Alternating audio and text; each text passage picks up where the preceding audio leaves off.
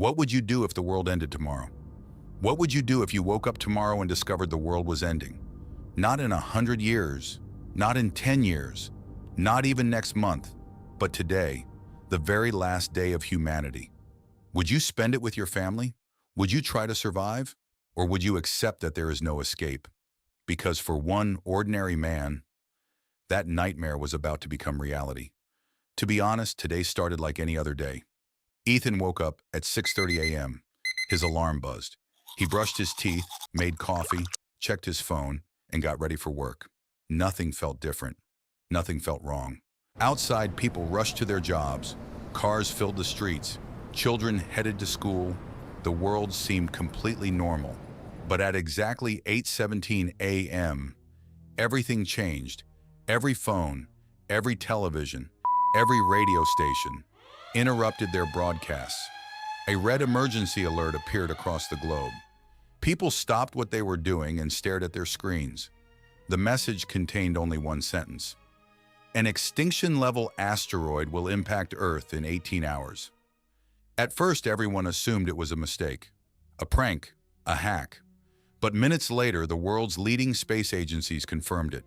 The asteroid was real, and there was no way to stop it. Within hours, society began to collapse. Banks were overwhelmed. Supermarkets were emptied. Traffic stretched for miles. Some people rushed home. Others tried to reach loved ones. Some simply sat in silence, trying to process the impossible. The internet exploded with theories. Religious groups gathered. Governments declared states of emergency. Military forces were deployed, but there was nothing they could do. The asteroid was larger than Mount Everest, traveling faster than any weapon humanity possessed. The countdown had begun. 18 hours, 17 hours, 16 hours, and every second brought it closer. Around noon, astronomers noticed something strange. The asteroid was changing course. Not randomly, intentionally. Almost as if something was controlling it. Then a signal arrived. A transmission unlike anything ever detected. It wasn't human. It wasn't from Earth. Scientists worked frantically to decode it. Hours later, they succeeded. The message contained only 6 words. "We are coming. Do not resist." Panic turned into terror. The asteroid wasn't a natural disaster.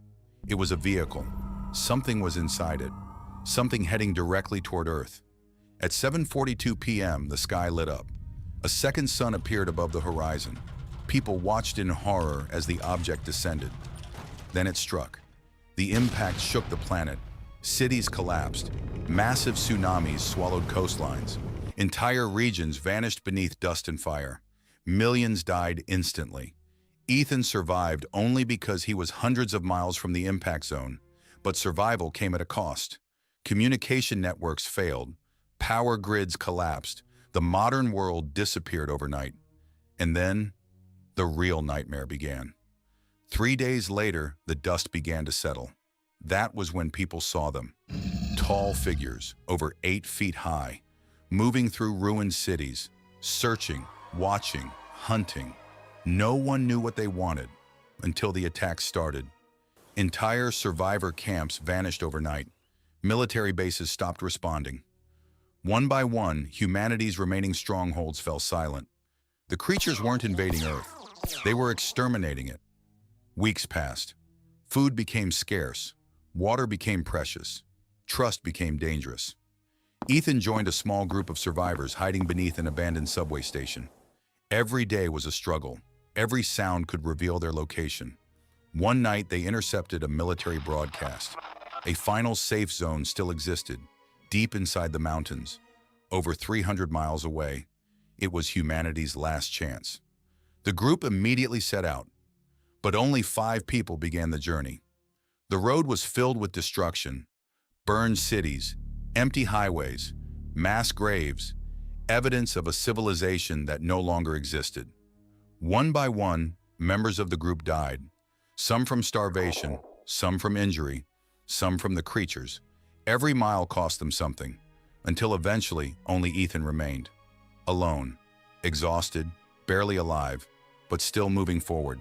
After weeks of travel, Ethan finally reached the safe zone, only to discover a horrifying truth. The aliens had never intended to conquer Earth. Earth was simply in the way. They were harvesting resources for a much larger project. Humanity wasn't their enemy. Humanity was irrelevant. A species so insignificant, it wasn't even worth communicating with. The safe zone scientists had one final plan. A weapon, one chance. A pulse capable of destroying the alien command ship. If it failed, humanity would disappear forever. The weapon launched.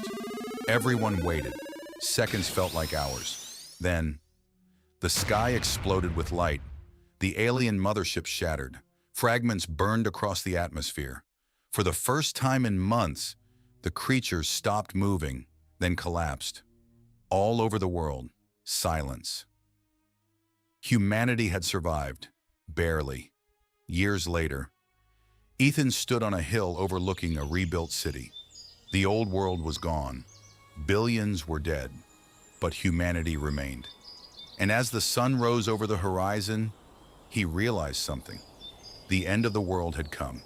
Humanity simply refused to end with it. The end.